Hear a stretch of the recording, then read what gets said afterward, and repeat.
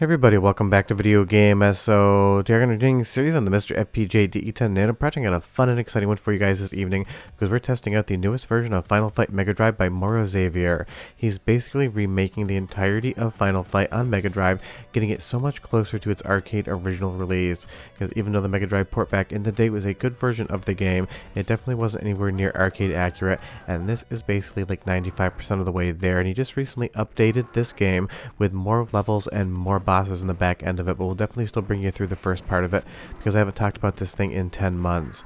But honestly, everything you're seeing here is just a better, brighter, larger, and more fun version of Final Fight on the Sega Genesis or Mega Drive.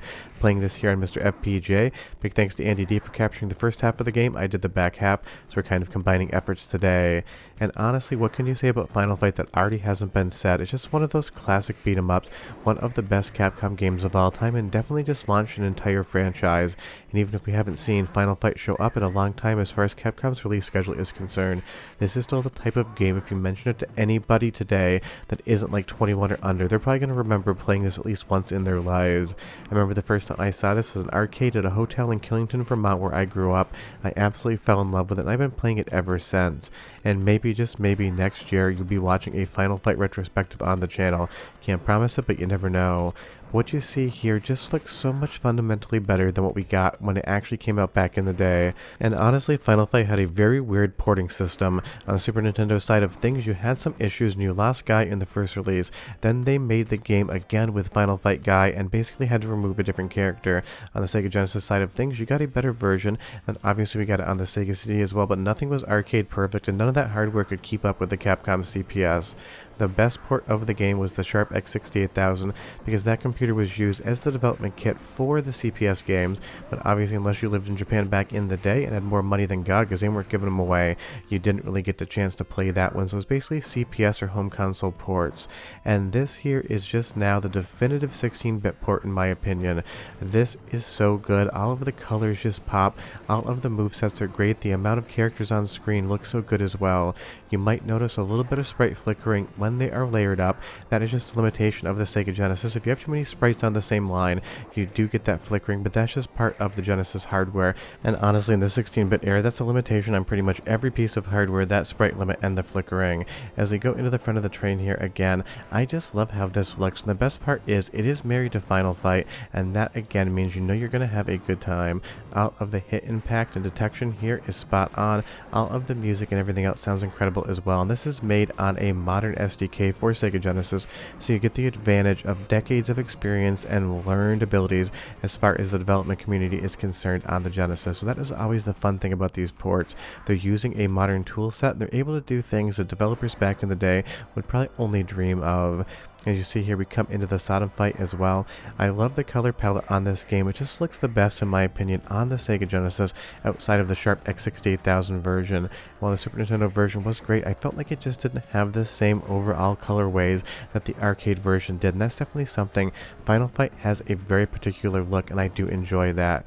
Now that Andy D's finished his part of the capture, I'm moving on to mine and into additional levels that weren't in the game the last time I previewed this. And do be aware, this is not finished. It goes through level 5-1. The developer is always adding new stuff, and I will leave a link to their Patreon down below. That is where the game files come from. But this level in particular just looks so good to me. That brick on the wall, red almost turning into an orange or amber at the bottom, the restaurant sign there, the purple on the floor, it just looks incredible on the Sega Genesis video hardware. And of course the Genesis always had a very particular sound to its audio as well. So here comes your first sound sample, 45 seconds. I'll be right back and show you a lot more of the levels that have been added to this version of the game. But enjoy this music. Not only is it iconic, it sounds great here coming out of MiSTer FPGA and the Genesis.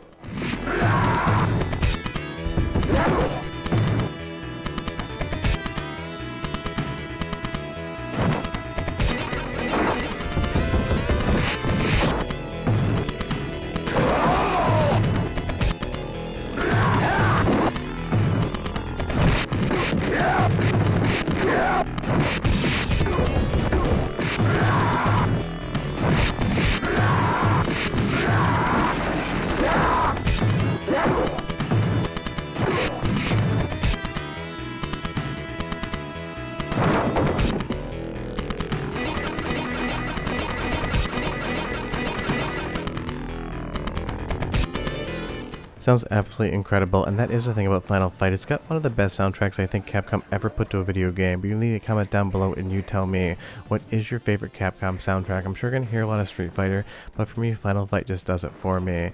And as we move into the back alley area here behind the bar, the good thing about this demo right now and the entire development process is the developer keeps adding levels and they are polished. I wasn't really able to find any single bug or visual glitch as far as how this game runs in my entirety of the testing. I've checked this thing out on MiSTer FPGA, I've checked it out on Genesis GX Plus, and I even popped it into my flash card to play it on original hardware just for a few minutes to see how it ran. And that is the good thing about mods and fan games like this. It doesn't matter how you play them, the ability to kind of check it out anywhere is going to be super easy. Obviously MiSTer FPGA being my default, but I get that not everyone plays MiSTer or owns one, so if you just software emulate, you'll be good to go as well. And if you want to run it on original hardware, you're also fine. Now moving on to the factory stage, I would say this is the one area in the game I don't like, and it has nothing to do with the developer. I just think Capcom made this particular area particularly hard to make sure you gave it a few more quarters before you saw the ending if you're going to try to beat the game. I always want to get through this one little catwalk as fast as possible, and if you do want to be semi-immune, if you just move all the way to the right hand side of the screen, you can usually avoid most of those flames, but it is the one part of the game where I think the developers made it maybe just a little bit too cheap. But that is not a complaint about this new version of the game, just an observation of what they did with Final Fight back in the day. But otherwise than that, you just kind of get new levels in this build. You're going to see here we're going to move into the Rolento boss fight going up this elevator, and if you watch my videos you know full well I have to insist it's not a proper beat 'em up game unless there is at least one elevator level. It was a very easy quote-unquote trick for developers to use to lengthen the gameplay without having to build too many assets. All this elevator does is go up, they make a background for it, and they get like a minute to a minute and a half worth of gameplay out of not having much background, and that is why you always see elevators in beat 'em up games, at least in my opinion.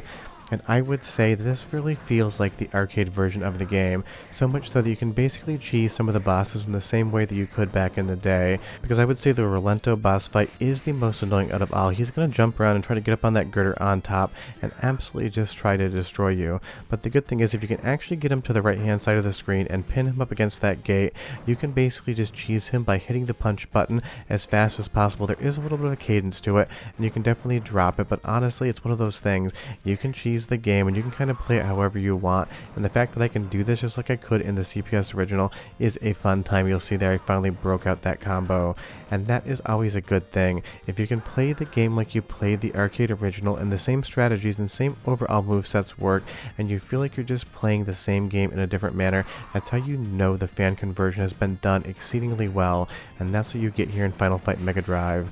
But one more soundtrack sample, because again I love the music in this game and I think it sounds incredible coming out of the actual sound hardware. And right there you thought that he was actually out of life. He had one more hit left in him. That was me misreading the situation. But enjoy this music because again it is 10 out of 10 Hall of Fame levels of good.